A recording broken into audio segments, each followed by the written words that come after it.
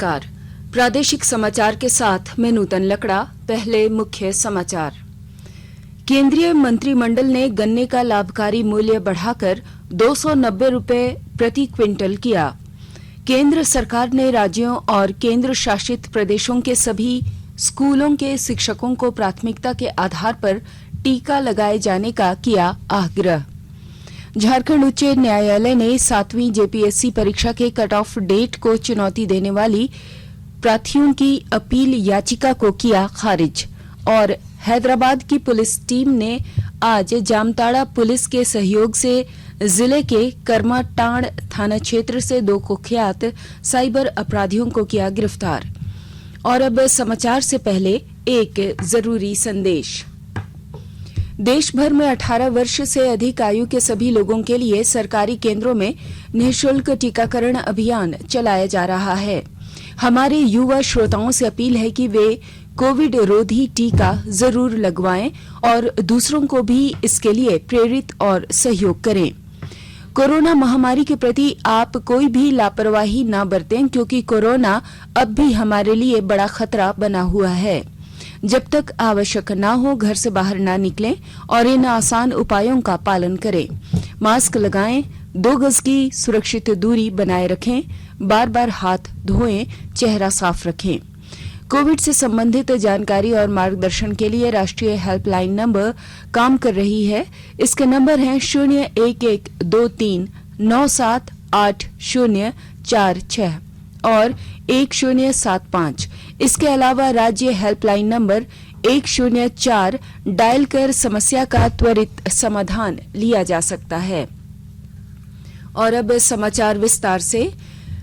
केंद्रीय मंत्रिमंडल ने गन्ने का लाभकारी मूल्य बढ़ाकर 290 रुपए प्रति क्विंटल कर दिया गया है, जो अब तक का सबसे उचित और उच्चतम मूल्य है।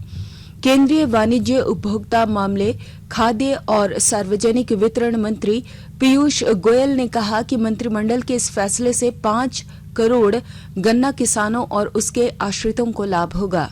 मीडिया से बातचीत में श्री गोयल ने कहा कि इस फैसले का लाभ चीनी मिलों के 5 लाख कामगारों और उनसे जुड़ी गतिविधियों में शामिल लोगों को भी मिलेगा।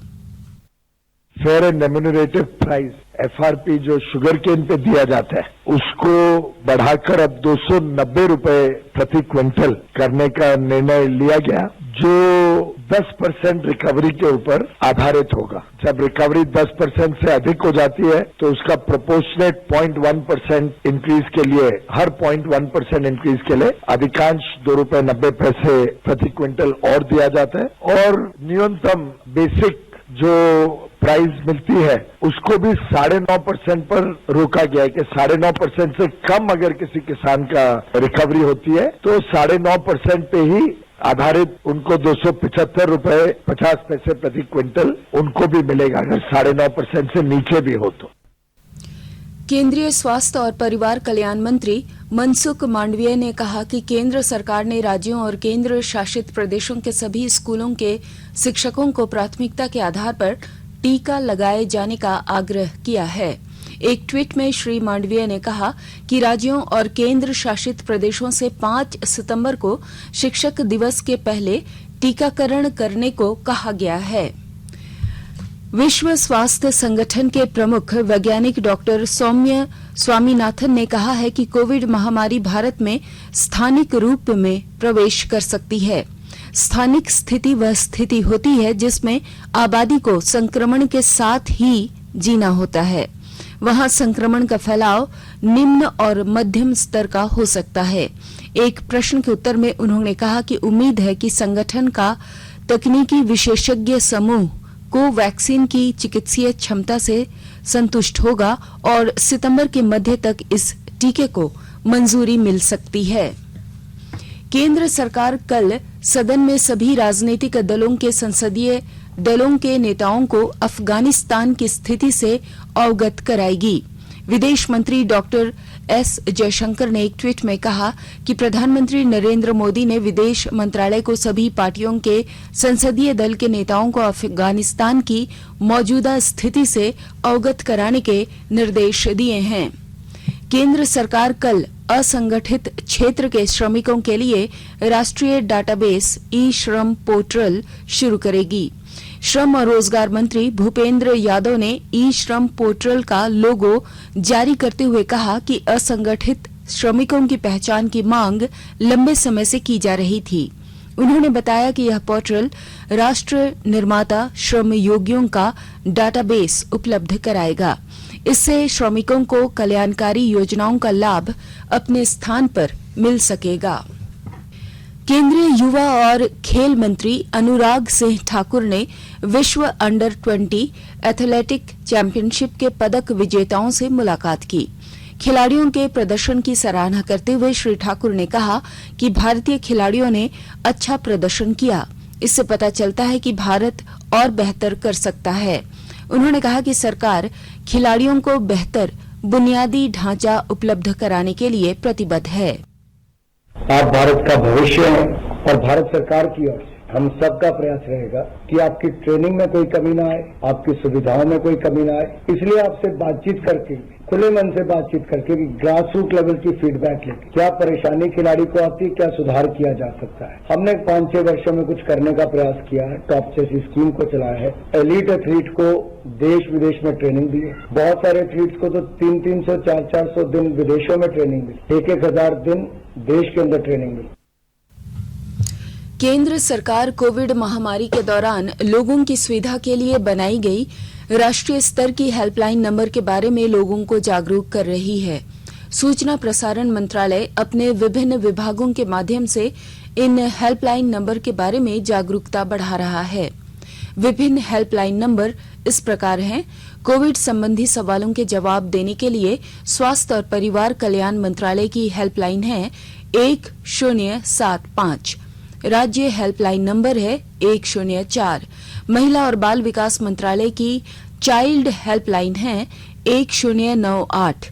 वरिष्ठ नागरिकों के लिए सामाजिक न्याय और अधिकारिता मंत्रालय की हेल्पलाइन नंबर है 14567। मनोवैज्ञानिक सहायता के लिए राष्ट्रीय मानसिक स्वास्थ्य और तंत्रिका विज्ञान संस्थान निम्हांस का नंबर है 0804610007। आयुष कोविड परामर्श हेल्पलाइन नंबर है 14443 और माई गव व्हाट्सएप हेल्प डेस्क नंबर है 903151515। आकाशवाणी के ताजा तरीन समाचारों के लिए आप हमारे वेबसाइट newsonair.com पर लॉग ऑन कर सकते हैं। ताजा समाचार Twitter handle @AIR news alerts और Facebook page All India Radio news पर भी उपलब्ध है। आप प्रादेशिक समाचार एकांश के ट्विटर हैंडल @AIR news_रांची और फेसबुक, इंस्टाग्राम पेज तथा YouTube channel AIR news Ranchi पर भी हमारे बुलेटिन सुन सकते हैं। प्रादेशिक समाचार आप आकाशवाणी रांची से सुन रहे हैं और अब पेश है कोरोना से बचाव के कुछ संदेश।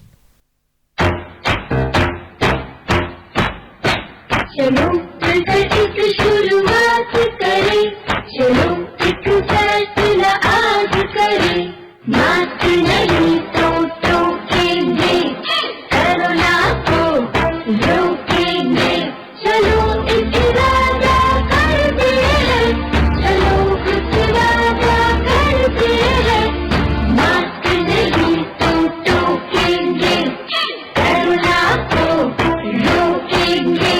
भारत सरकार द्वारा जनहित में जारी। कोविड-19 से बचाव और सुरक्षित रहने के 3 उपाय। मास्क लगाएं, 2 गज दूरी है जरूरी, सुरक्षित दूरी रखें, हाथ और मुंह साफ रखें।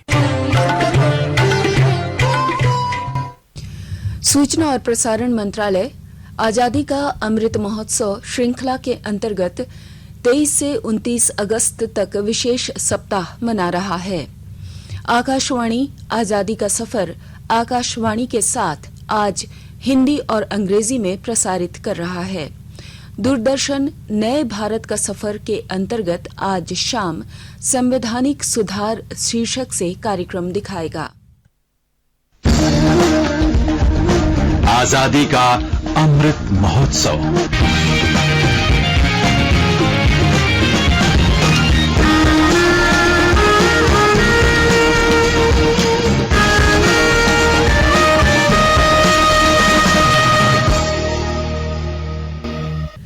देश के 75वें स्वाधीनता दिवस समारोह के उपलक्ष्य में आजादी का अमृत महोत्सव के अंतर्गत प्रादेशिक समाचार एकांश आकाशवाणी रांची द्वारा स्वाधीनता संग्राम और उसके गौरवशाली इतिहास पर 18 अगस्त से साप्ताहिक विशेष प्रश्नोत्तरी कार्यक्रम शुरू किया गया है। यह क्विज प्रत्येक बुधवार को शाम 7 बजे प्रसारित होने वाले प्रादेशिक समाचार में शामिल होगा। आज का प्रश्न है, चंपारण आंदोलन की रूपरेखा महात्मा गांधी ने किस जगह तैयार की थी? प्रश्न एक बार फिर सुन ले। चंपारण आंदोलन की रूपरेखा महात्मा गांधी ने किस जगह तैयार की थी? श्रोता अपने उत्तर ईमेल के माध्यम से RNUAIR रांची amrit@gmail.com पर कल संध्या 5 बजे तक भेज सकते हैं। श्रोता ईमेल एड्रेस एक बार फिर सुन ले। RNUAIR Ranchi amrit@gmail.com। आप जवाब के साथ अपना नाम, पता, फोटो, फोन नंबर भी भेजें ताकि लकी विजेता बनने पर आपका ई प्रमाण पत्र और पुरस्कार आप तक पहुंचाया जा सके। विजेता की घोषणा कल शाम 7 बजे प्रसारित होने वाले प्रादेशिक समाचार में की जाएगी। 7वीं JPSC परीक्षा के कट ऑफ डेट को चुनौती देने वाली अपील याचिका पर झारखंड हाईकोर्ट में आज सुनवाई हुई। सुनवाई के दौरान न्यायालय ने इस मामले से जुड़े सभी पक्षों की दलीलें सुनने के बाद प्रार्थियों की याचिका को खारिज कर दिया। झारखंड हाईकोर्ट में रीना कुमारी और अमित कुमार और अन्य की ओर से दायर अपील याचिका पर वरीय अधिवक्ता अजीत कुमार ने कोर्ट में पक्ष रखा, जबकि राज्य सरकार की ओर से महाधिवक्ता राजीव रंजन और अधिवक्ता पीयूष चित्रेश ने और JPSC की ओर से अधिवक्ता संजय पिपरवाल एवं प्रिंस कुमार ने अदालत में बहस की। मामले की सुनवाई मुख्य न्यायाधीश न्यायमूर्ति डॉक्टर रवि रंजन एवं न्यायाधीश सुजीत नारायण प्रसाद की खंडपीठ में हुई। प्रार्थियों के द्वारा दायर याचिका में कहा गया है कि वर्ष 2020 में संयुक्त सिविल सेवा परीक्षा के लिए निकाले गए विज्ञापन में उम्र का कट ऑफ डेट 2011 रखा गया था, लेकिन उस विज्ञापन को वापस ले लिया गया।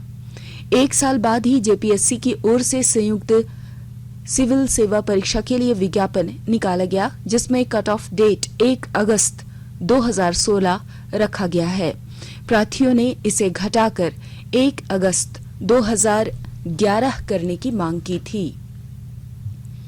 भारतीय जनता पार्टी अनुसूचित जाति मोर्चा की झारखंड प्रदेश प्रभारी कमला देवी पाटिल राज्य के 4 दिवसीय दौरे पर हैं। अपने दौरे के क्रम में वे कई कार्यक्रमों में शिरकत कर रही हैं। श्रीमती पाटले ने आज रांची स्थित प्रदेश भाजपा मुख्यालय में पत्रकारों से बातचीत में राज्य सरकार पर कई गंभीर आरोप लगाए। उन्होंने कहा कि राज्य की वर्तमान सरकार में दलितों पर शोषण बढ़ता जा रहा है। श्रीमती पाटले ने कहा कि जब से महागठबंधन की सरकार आई है, तब से विधि व्यवस्था बिगड़ती जा रही है। सरायकेला खरसावां जिले के उपायुक्त अरवा राजकमल ने कक्षा 1 से 12वीं तक के विद्यालयों के शिक्षकों द्वारा बायोमेट्रिक उपस्थिति दर्ज नहीं कराने पर वेतन कटौती का निर्देश दिया है। शिक्षा विभाग की बैठक में उपायुक्त ने विभिन्न गतिविधियों पर विचार विमर्श करते हुए जिले में गुरु गोष्ठी का संचालन करने का निर्देश दिया है। उन्होंने कोविड-19 प्रोटोकॉल को ध्यान में रखते हुए शिक्षकों गुरु गोष्ठी में आमंत्रित करने को कहा है। हैदराबाद की पुलिस टीम ने आज जामताड़ा पुलिस के सहयोग से जिले के करमाटांड थाना अंतर्गत रिंगो चिंगो एवं सुंदर जोड़ी गांव से 2 कुख्यात साइबर अपराधियों को गिरफ्तार किया है। पुलिस अधीक्षक दीपक कुमार सिन्हा ने बताया कि गिरफ्तार साइबर अपराधियों द्वारा देश के विभिन्न राज्यों के लोगों के साथ धोखाधड़ी कर अकूत संपत्ति अर्जित की है, जिसकी छानबीन की जा रही है। उन्होंने बताया कि गिरफ्तार अपराधियों के खिलाफ देश के विभिन्न थानों में दर्जनों मामले दर्ज हैं। खूंटी जिला के तुरपा थाना क्षेत्र के चुरगी में भीषण सड़क हादसे में एक ही परिवार के 4 लोगों की मौत हो गई, जबकि 2 लोग गंभीर रूप से घायल हो गए। मृतकों में पति पत्नी और 2 बच्चे शामिल हैं। गंभीर रूप से घायल 2 लोगों को तुरपा रेफरल अस्पताल में प्राथमिक उपचार के बाद रांची स्थित रिम्स रेफर कर दिया गया है। सूत्रों से मिली जानकारी के अनुसार सभी यात्री एक वाहन पर सवार होकर पश्चिम बंगाल के रघुनाथपुर से रौरकेला जा रहे थे। और अब अंत में मुख्य समाचार एक बार फिर। केंद्रीय मंत्रिमंडल ने गन्ने का लाभकारी मूल्य बढ़ाकर 290 रुपए प्रति क्विंटल किया। केंद्र सरकार ने राज्यों और केंद्र शासित प्रदेशों के सभी स्कूलों के शिक्षकों को प्राथमिकता के आधार पर टीका लगाए जाने का किया आग्रह। झारखंड उच्च न्यायालय ने 7वीं जेपीएससी परीक्षा के कट ऑफ डेट को चुनौती देने वाली प्रार्थियों की अपील याचिका को किया खारिज। और हैदराबाद की पुलिस टीम ने आज जामताड़ा पुलिस के सहयोग से जिले के करमाटांड़ थाना क्षेत्र से 2 कुख्यात साइबर अपराधियों को किया गिरफ्तार। इसके साथ ही आकाशवाणी रांची से प्रादेशिक समाचार का ये बुलेटिन समाप्त हुआ। नमस्कार। घर में रहिए, सुरक्षित रहिए और सुनते रहिए आकाशवाणी।